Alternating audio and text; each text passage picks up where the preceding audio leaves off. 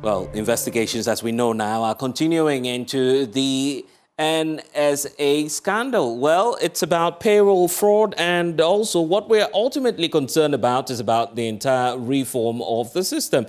Because, mind you, as we know it already, the president has directed for an investigation into what we know to be ghost names on the National Service Authority's payroll. Well, a number of individuals are being pursued now, and the minority leader confirming to us earlier today at the Kutka International Airport that one of those individuals has arrived in the country. I'm talking about one of the deputy NSS executives, Gifty Owari, who we now know will be questioned in the coming days by the National Investigations Bureau. But this is what's stoking that investigation by the National Investigation Authority, as the president appears to be very much concerned about this stark reality, the possibility that some 81,000 plus names may have been pardoned on that payroll. And it's the reason for which the stark reality is coming up now. After a head count done by the Finance Ministry, the clear indication is that initially this name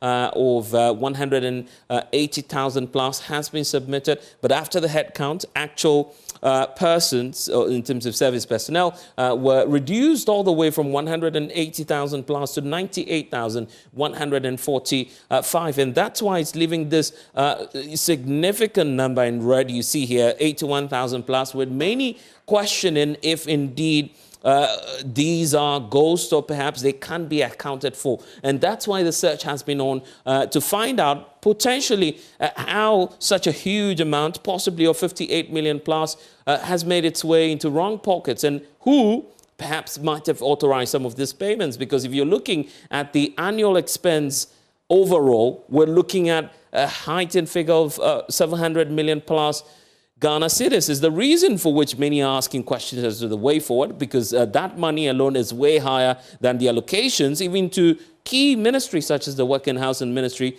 in an entire year. So that's how crucial this issue of the payroll fraud is. And you can just take a look at how over the years, service personnel have been increasing in terms of the payroll of the National Service Scheme as of 2024, where we left off with the highest point of 122,000 personnel. But if you're taking a look at what's happening, say, in this 2024-2025 year period, then as it says, it wants to scrutinize the figures, although they've been giving the 106,000 because of the share, suspicion of graft that is taking place. This is an institution that has existed for 52 years.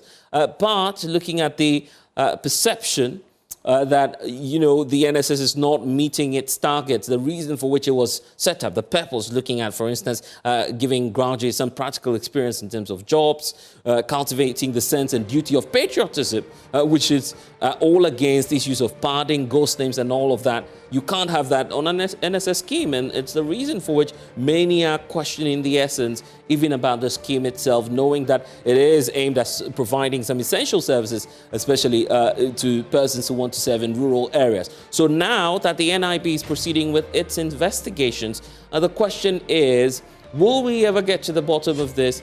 And how will these investigations and perhaps refunds or recovery ever inure to a reform of the system? Stay with me. We hear from persons who did some pre-investigative works on this, plus others who are reacting to the emergence of some more persons of interest that the National Investigation Bureau has been tracking. We'll give you all of the updates here on PM Express.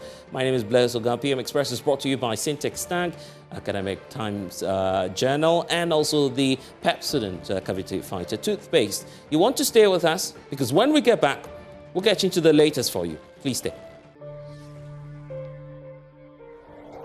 And thanks for staying with us tonight here on PM Express. I need to point out clearly that Joe News can confirm that Gifty Owari, the former deputy NSS boss, is in the country, confirmed to us by the minority leader, Alexander Penyumakin, who was with us at the Kutka International Airport earlier today. Perhaps we might be hearing from him in the course of this discussion, playing back that interaction with him. But I want us to talk about water tanks even before we start off the conversation. Do you know the secrets to real water storage? Well, it's that simple. If your tank doesn't have that tortoise on it, then certainly you need to opt for a correct one. That's right. The tortoise tank, if you may want to call it as such, Syntex tank, is the champion of all water tanks. It is strong, it is durable, and built to withstand the Ghanaian weather. Rain or shine, Syntex tank has your back. So all you need to do is to check out your tank. If it doesn't have the tortoise on it, then certainly you ought to be upgrading by now. It's time to upgrade. It's time to join the Syntex family. And you need to do that today by reaching out to them because it's tough like a tortoise. Call them on 0244 335 168 to buy, or to find out more. You can just visit over 400 agents nationwide. By doing so, you can shop online as well. It's at syntexgh.com, and then you'd get more updates on Syntex tanks. Now, the Academic Times Journal is also here. They're launching soon with 3 distinctive graphic publications and journals as well. So that's aimed at showcasing and also empowering students across all the educational levels. While the journal and Tertiary G seeks to ensure that tertiary students research and make some impact to their communities by contributing to the academic and institutional as well as national development. The High G and also Basic G will seek to develop critical thinking and also prepare young minds as well to impact their society. So if you're on the lookout for the Academic Times, then indeed it will be coming out shortly. Be on the lookout for that, and obviously reach out to them because their mission is just to change the phase of academic research. If you're ready to make an impact, just follow the various platforms and visit the Academic Times .com. So you have the Academic Times and also graphics, tertiarygraphic.com. These are pages that you can visit online, and then you get more updates on that, as well as the highgraphic.com, gh.com. You get more updates on that as well. So call them on 053 050803. And of course, Academic Times will be there to listen to you and perhaps your feedback on that. And also you can reach them at info@theacademictimes.com. .gh.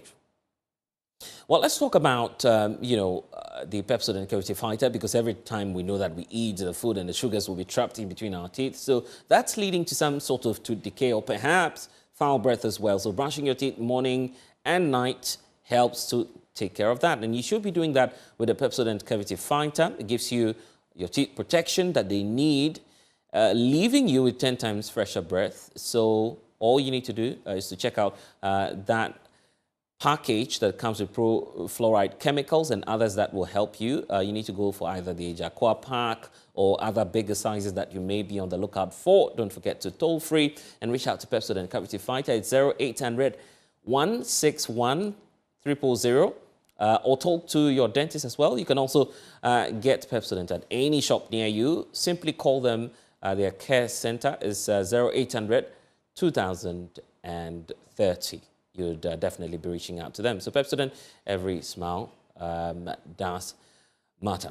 Well, for tonight, we're back to the issue about the NSS scandal, looking at the arrival of the former deputy NSS executive, Gifty Ovari, who we understand is in the country, as confirmed to us by the minority leader.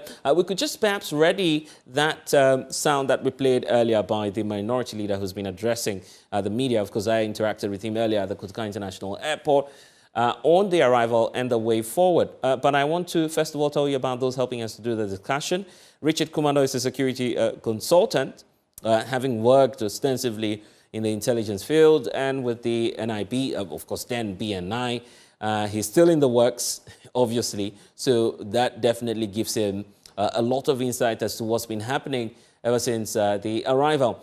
Then Martin Pebu is a lawyer, a private legal practitioner, and a member of the oral team. He'll be sharing his perspective with us, knowing that, of course, they've issued a report that touches on the NSS as well. But gentlemen, I want us to first of all listen to the minority leader in just a minute. Listen to what he said earlier today.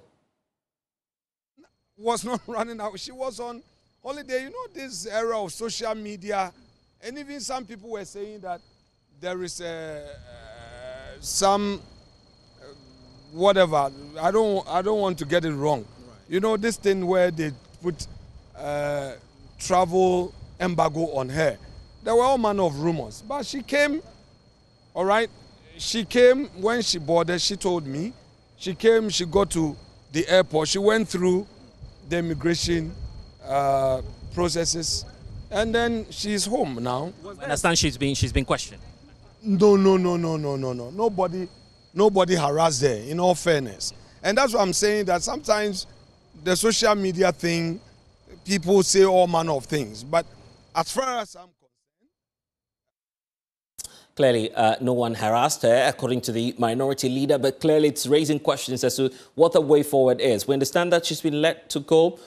Later on, she'll turn herself up to the intelligence officials. Richard Kumado, you're with us. First of all, give us a sense of what we're learning about what transpired today. What more are we learning? Do we know if indeed she was questioned at the airport, or perhaps she would have to come in the coming days? Okay, so this what happens. The BNI has the opportunity of arresting her at the airport. Upon arrival, they didn't go for that option. The next option available to them is for Madam Gifty to voluntarily obey the invitation and show up or report to the investigators handling the case under review. The third option is that if she did not show up within the specified time agreed between the parties, then the BNI will want to go and arrest her for questioning. So that is what has happened. In due diligence, in terms of investigations and prosecutions and many of the things we want to talk about, once a notice has been served on you privately or publicly, and it's made known to you, investigators or the investigation bodies have three options. One is to arrest you at any point of entry, at the jurisdiction where the crime investigation is under review, or the crime suspect or the crime subject or the subject of investigation. In this case, Madam Gifty has not been charged. So in terms of investigations, we refer to her as a subject of crime investigations and not a suspect. In that case, once she arrives voluntarily, she will need to present herself to the investigators.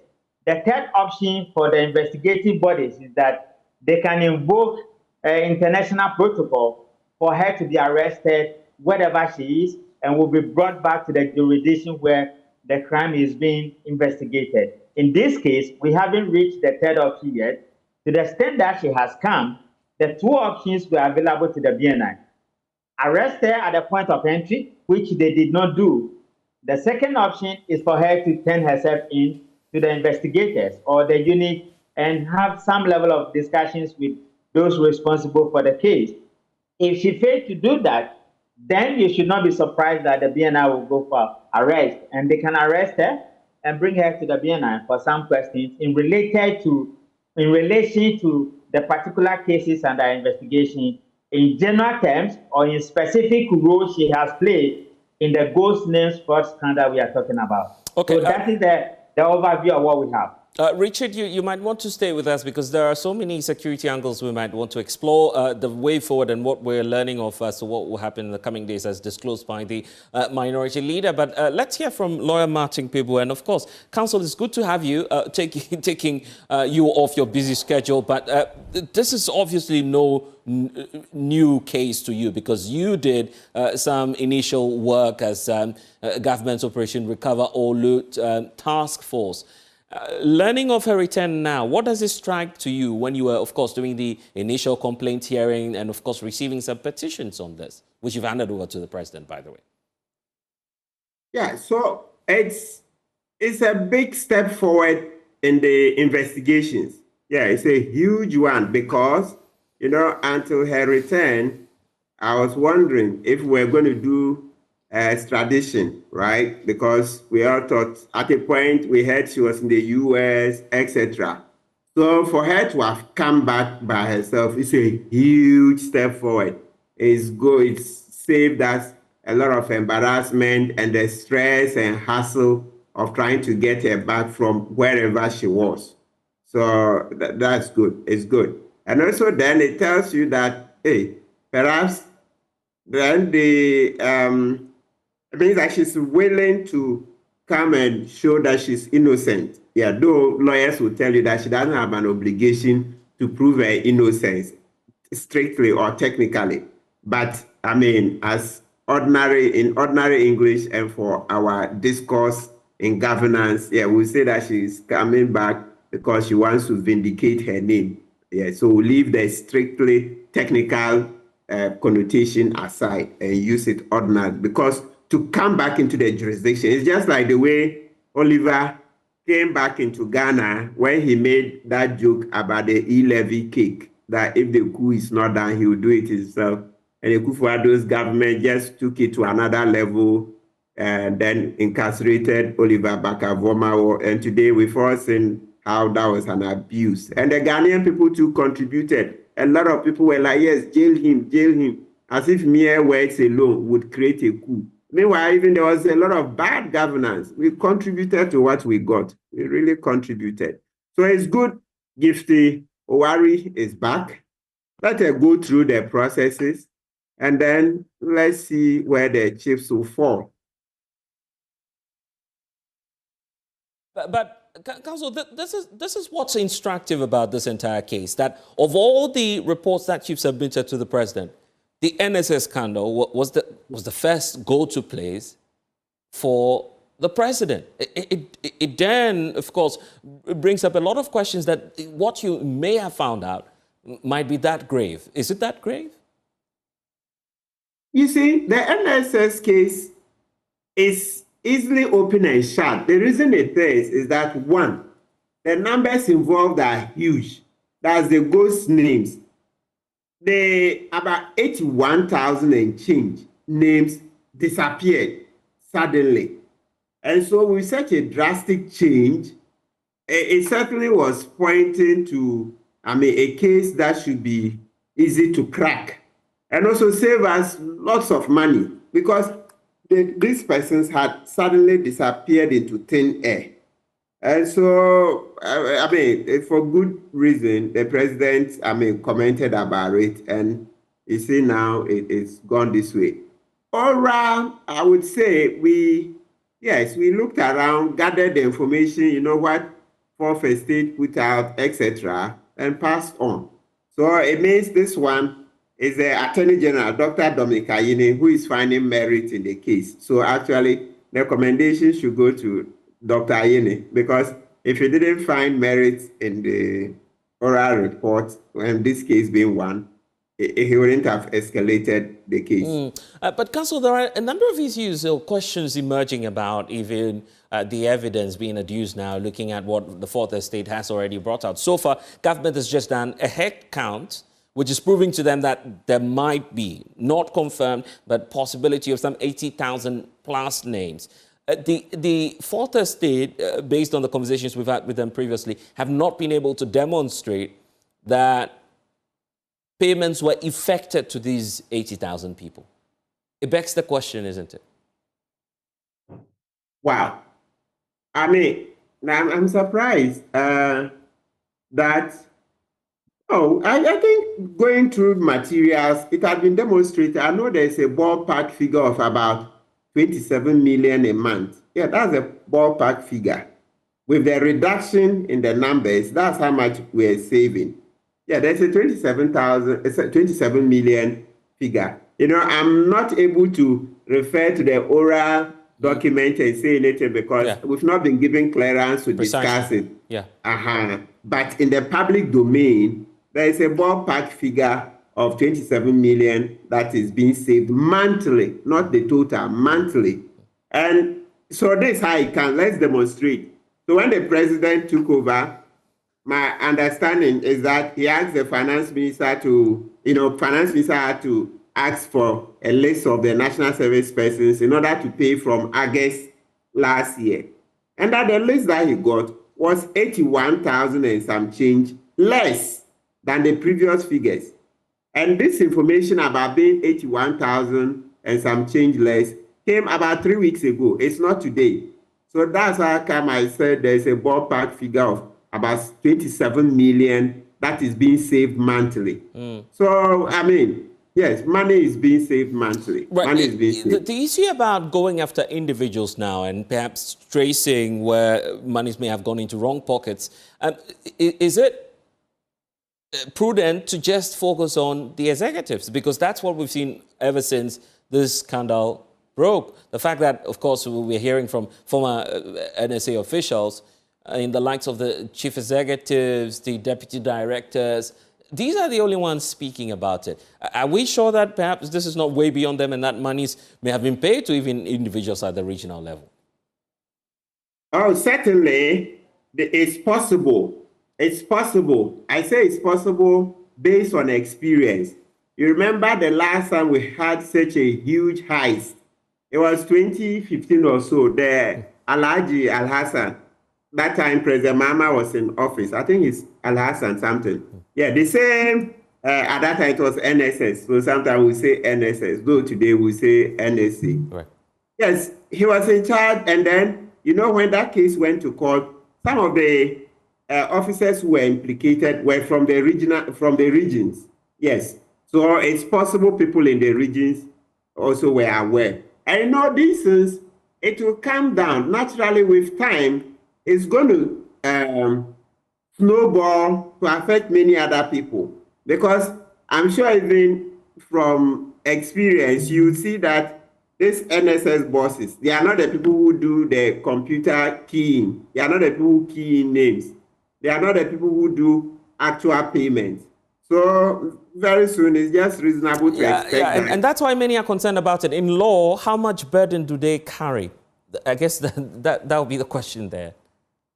Yeah, so so the burden they will carry depends on what they knew, what those persons knew. So let's say if hypothetically you're an IT person, you're the person who has to open the system for certain inputs to be made in.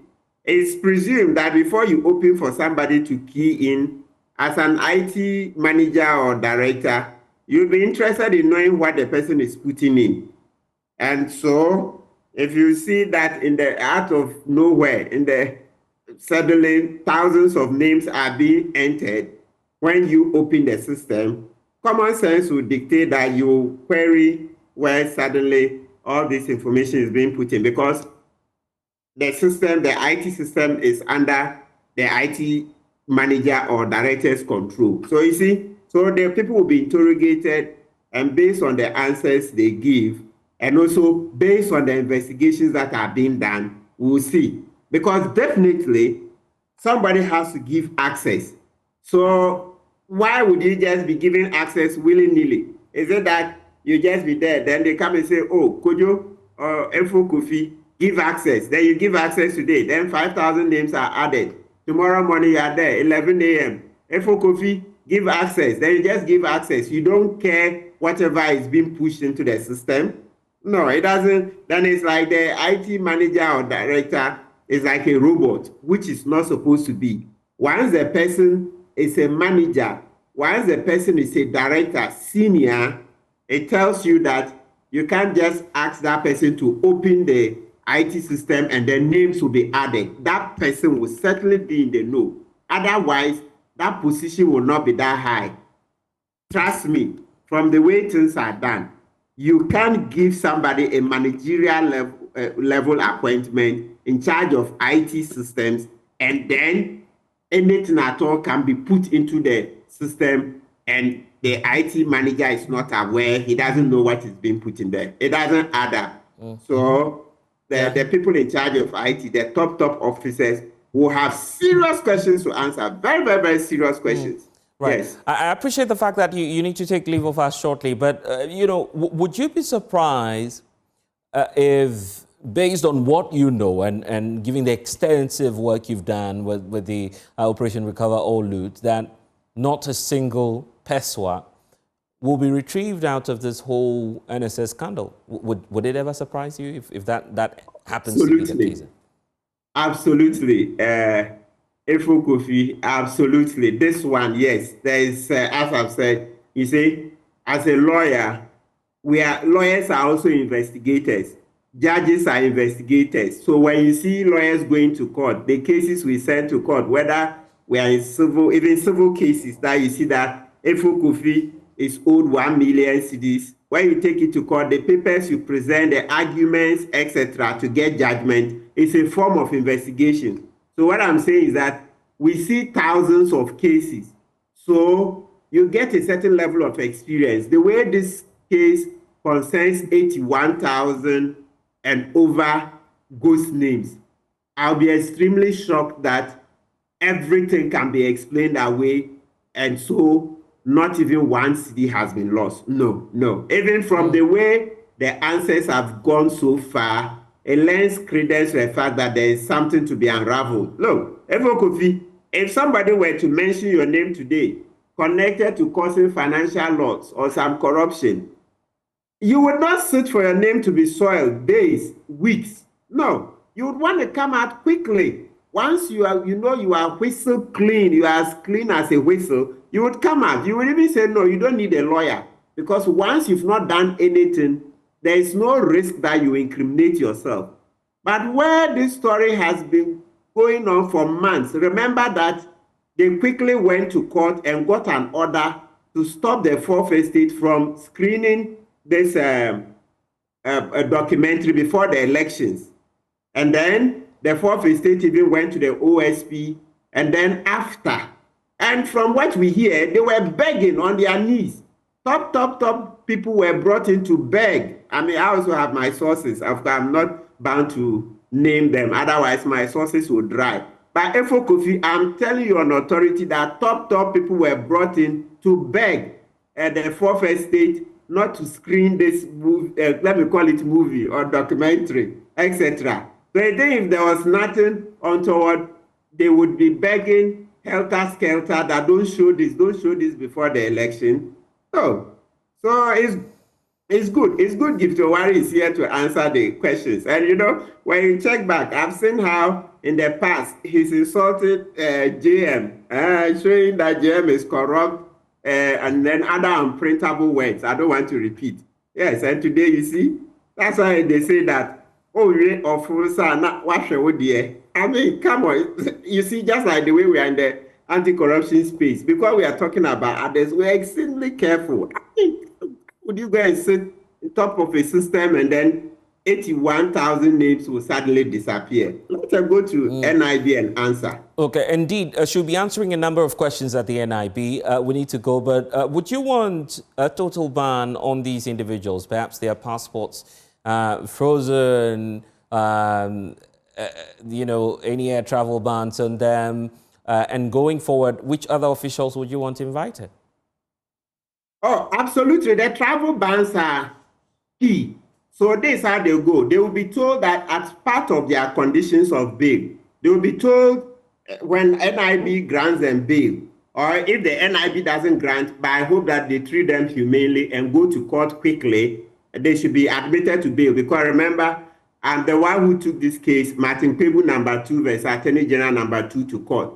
The police were abusing the bail system and making money very corruptly, using, even till date, it goes on, where police will not grant bail, they will extort money, etc. No, it's a democracy. We are trying to move away. So if NIB is not granting bail, they are supposed to take it to court within 48 hours. That's also another Supreme Court decision. That's Kpebu #4 versus Attorney General #4. Let's use due process, right? Good. But the travel bans, etc., they are pretty standard, because you know that when Gift Owari was away for weeks, it caused us a lot of anxiety. People were upset and very distressed that they had been allowed to travel. So I hope that NIB doesn't make that mistake. They would impose that condition that she deposits her passport, considering the amounts or the sums of money allegedly involved. And if we went to court, the same thing, standard, there will be a passport order. That is what it is called, a passport order. That the passport will be seized temporarily. If she has any cause to go out for business, medical, or some important social, then the court will review it and then and from what you're telling us now, clearly you would want that extended to the finance minister. He says, and through his lawyers, that he will be, putting himself up for interrogation with the OSP in the coming days. You want same applied on him? Standard for all of them, because the finance minister is involved in many cases, right? Yes, many cases. The National Cathedral, You call them. Right. Lots of cases. So Okay. need to Counsel, standard. Counsel, if you're mindful, the lawyer for Gifty Owari with us, but perhaps we know you're, Yes. stressed for time. I don't know if you want to briefly listen to that, and then perhaps we'll take your input. Richard Kumado is still with us. We'll hear from him on the security perspective. But the lawyer, I believe, for Gifty Owari is with us. Also doubles as the Manchester South MP, Nana AJ Bafo is joining us now. Yes, I can confirm that. Thank you for your time here on PM Express. So let's get to it because the oral team believes that a lot has gone on with this NSS scandal. But where does your clients lie in all of this? So to begin with, I find many of the statements made by my friend, he's a very good friend of mine, Mr. Martin Tibu, I find it to be very unfortunate coming from a lawyer of about 18 years back that he has already concluded that my client is guilty. Highly unfortunate. I'm not sure, and sorry for interjecting now, I'm not sure he explicitly made those claims here on the show. That your client, yes. Does he have to make it? Very respectfully, feel free to put a judgment on all that he has said. To the extent that he thinks that even their passports should be frozen, they should not be allowed to travel. What other conclusion do you want to come to? Why would he put such a conclusion or judgment on a person who has returned to Ghana on her own, right? He knows that such orders are made in respect of persons that are considered a flight risk. Why would you, in the circumstance of these facts, consider her a flight risk? Does he know that up until today, she had not been invited by BNI? She's not being invited? Up until today, no security agency had invited her. That's shocking news to us, is it? The minority leader. The minority leader. I am putting it on record. Gifty Owari, up until today, had not been invited by any security agency, including. Please allow me. Yeah. Very respectfully, I'm very limited time. I get to make my point. Yes. I can furnish you with a letter we wrote for and on her behalf to the National Intelligence Bureau, informing them that she has not absconded as being made to believe by some people. Why were you writing that to the national? Why were you writing that to the national security? Please. Why were you writing that to the national? I've got about 10 minutes. Yeah. Please. I'm saying that my question to you, sir, why did you? Because yes. Following the arrest of Mr. Kweku Ohinijan, there were a lot of publications that the BNI is looking for and she had absconded. Subsequently, the president went to Parliament to make a similar allusion, although her name was not mentioned.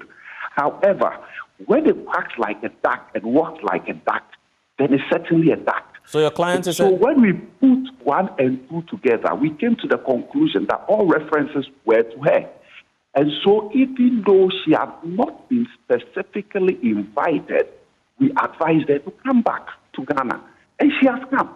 Now, when you put these facts together, will you describe her as a flight risk? Okay, this is my point of surprise.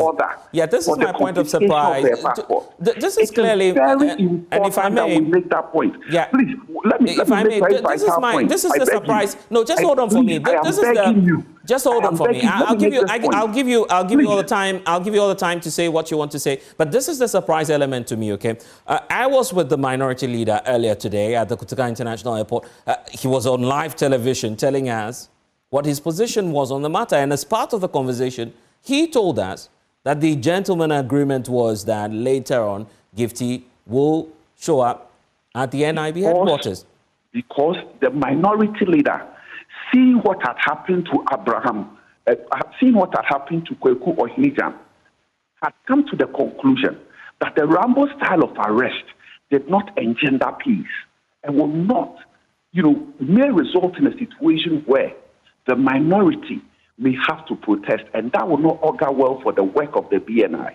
So he went out of his way, right, to ensure that a certain arrangement was made so that people were not picked in Rambo style, right? So I am saying that Gifty, I am putting it on record, had not been invited by anybody. And so I don't know who even briefed the president, right? It's unfortunate. But let me move on. Are you aware that following the work of Oral and the presentation of their report to the Attorney General by the President, the report has been forwarded to the BNI for investigation? Are you aware? That's the directive of the President. Good. That should tell you that they don't even trust the work that Oral did. What was Oral? Was it an investigative body? Was it a reception? Was it a complaint reception center? What was Oral? Okay, clearly, the President tells us in a statement through the Government Communications Minister that this is an intelligence or information gathering body. They've done their work. It's been submitted to the security agencies, and now NIB says it is investigating the matter. But I mean, these are the facts. No, please wait. I'm pleading with you. Yeah. We need to be careful because, you see, otherwise it'll come across as I didn't answer certain questions or I'll be misconstrued very respectfully by the headlines going forward. So when you call me, allow me to respond to issues you raise very respectfully with the greatest of respect to you and your listeners. Wait. Now, what it simply means is that no value can be placed on the work of Oral in terms of the investigative output of it. That's your interpretation, sir. So, I want us to get to this. Now, let's deal with I want us to deal with the key issues. The Attorney General would have gone to court prosecuting on it. I get that. Let's leave that to the conclusions that are being raised. I would prefer we leave work of Oral. I would prefer we leave that to the judgment of the Attorney General and the investigation authorities. Let's deal with the matters. 81,000 plus names. You are a member of Parliament. I mean, although you're doubling as a lawyer for Gifty Oware, even if you're not being invited by the agencies, and as you're saying, presumptively, you want to avoid the Rambo-style arrest, the raiding of a home. When do you plan to willfully appear before the Investigations Bureau? Let me will you be willing to furnish documents on that? Very respectfully, find out from Martin Pebu. That for the years of his practice, if no investigative body invites his client, will he advise his client to appear before that investigative body? The minority leader tells us that you're planning to do that. As what? No, appear before the investigative body as what? Yeah, but the minority leader just told us that you're planning to do that. Very respectfully, I'm not sure. I'm going to engage my client. I will advise her. Very respectfully, legal advice is like a perfume. You smell it, you don't swallow it. So when I give it to her, she will make a judgment as to whether she's going to go or not. But I want you to ask Mr. Martin Pebu that for the years that he has practiced law, if somebody comes to see him as a client in similar circumstance, he will advise him to go without invitation. To do what? A busybody.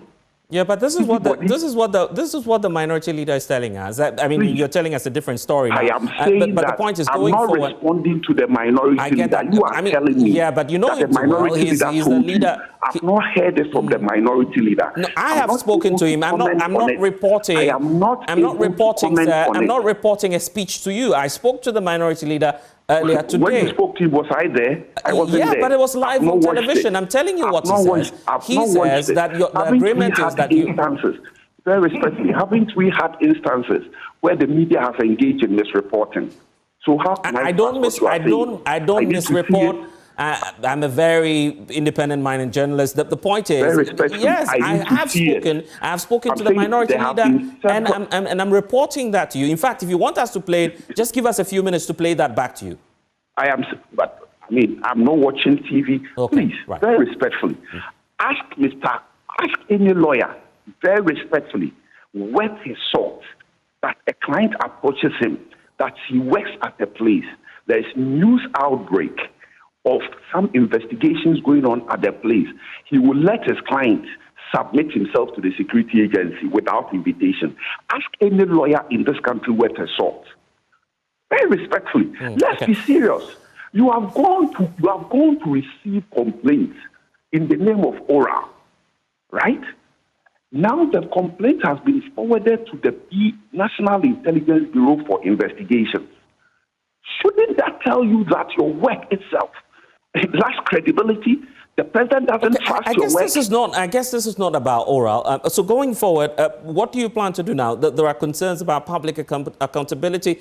This is a former, public servant with Ghanaians asking a number of questions. In the interest of public accountability, you also double as a member of parliament. Will you now advise your client to show up and perhaps in the interest of public accountability, share her story and how clean she is? I will speak to my client. I'll let her appreciate her options. And based on that, she will make an informed decision. Okay. It is important that we all commit to the fight against corruption. It is very important. Corruption, we should say no to corruption, especially by public officials, considering how much we spend on them, considering the consequence of it on the society. However, we should avoid situations where we crucify people even before they are convicted or sentenced by a court of law, especially by a lawyer. Especially by a lawyer. All right. Look, Mr. Domlevo, after the publication that Ora was going to save Ghana so many billions, came out to say that he cannot confirm it. It requires further audit. What does it tell you? It should tell you that the oral documents or information, right, without further investigations, has no value. Okay. Has no prosecutorial value. Okay. It has no value.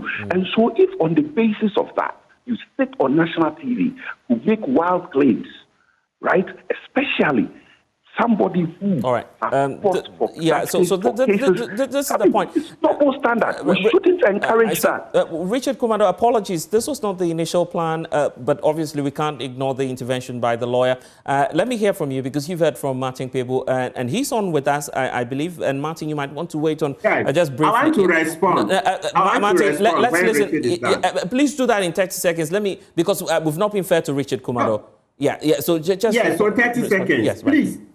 Just remind Mr. Bafwewa that the mandate of ORA was to receive petitions and then gather the publicly available information. We didn't have a mandate to investigate. Where were we going to have a mandate to investigate? No. So it means that Mr. Wua has not been following the discourse. He should check the letter. It says we should receive petitions and then gather the information that is readily available. We are not to investigate. So the question of the oral report not being wetted, etc., doesn't even arise at all. But rather, it's the case that he didn't follow the discourse. And I've not said give your worries this is guilty. I said yes, so far there are pointers that this is an open and shut case. And that's my opinion. It's not a conclusion that he's guilty. Thank you. Thank you too. Richard Kumado, apologies, but this is what I'll do uninterrupted. Just give us your intervention, and also looking forward to what the NIB should do about this, knowing that there are, divided opinions on what should happen. The issue about even invitations. Your take on that, sir?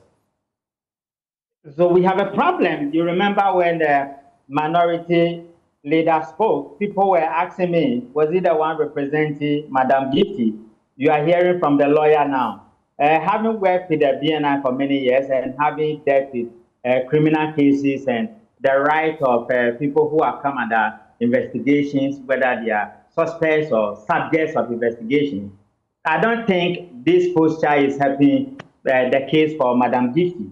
But let me also say that as part of due diligence, anytime you hear the BNI has served notice, whether privately or publicly, and it refers to you and it has come to your notice, it's always appropriate to report to the appropriate investigators wanting to question you in a particular area you might have working and playing some active or passive role in that regard. You wouldn't want them to come for you or to arrest you. And having said that, if your rights have been abused by the BNI, you have the right to report or to seek legal redress. And I know the professionalism at which they do their work.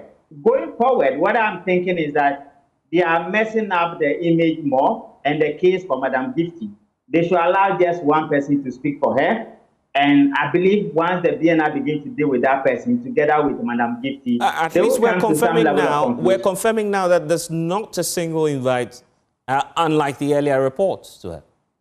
No, to the extent that you have the minority leader saying one thing, her lawyer saying another, let's leave it to the BNI. And I think her case is of public interest. Her case has been in the public domain for all this while.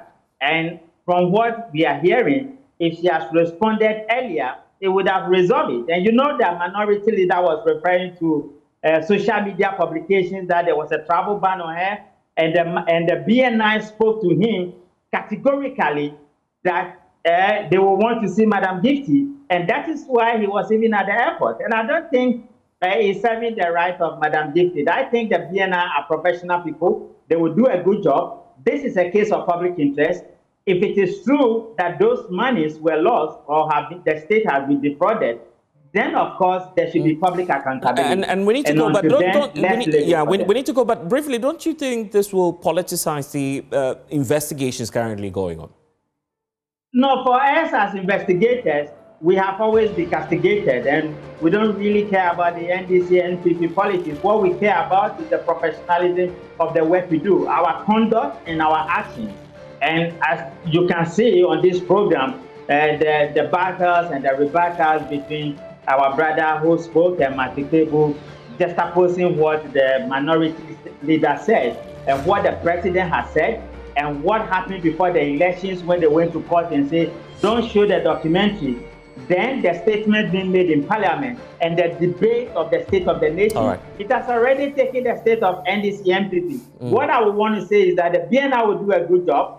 The BNI will make sure that professionalism is what they put up at the best. Madam Gifty's right will not be abused. And when they are abused, she has the right to seek legal redress. Let's allow the BNI to do a good job because people who have served this country must make themselves available for public accountability. And that is one of the ways of sustaining the democracy we all want so badly. And indeed, we all want peace, we all want accountability and democracy to thrive. I just need to state that we haven't said anyone is culpable on this show. We wait to see. This is just the beginning of it. Thank you all. It's a night, isn't it, on PM Express. Thanks for spending some time with us, and bless us. We'll see you again. Until then, log on to myjoyonline.com for more stories if you are just tuning in the very last few minutes of the show. We'll see you again.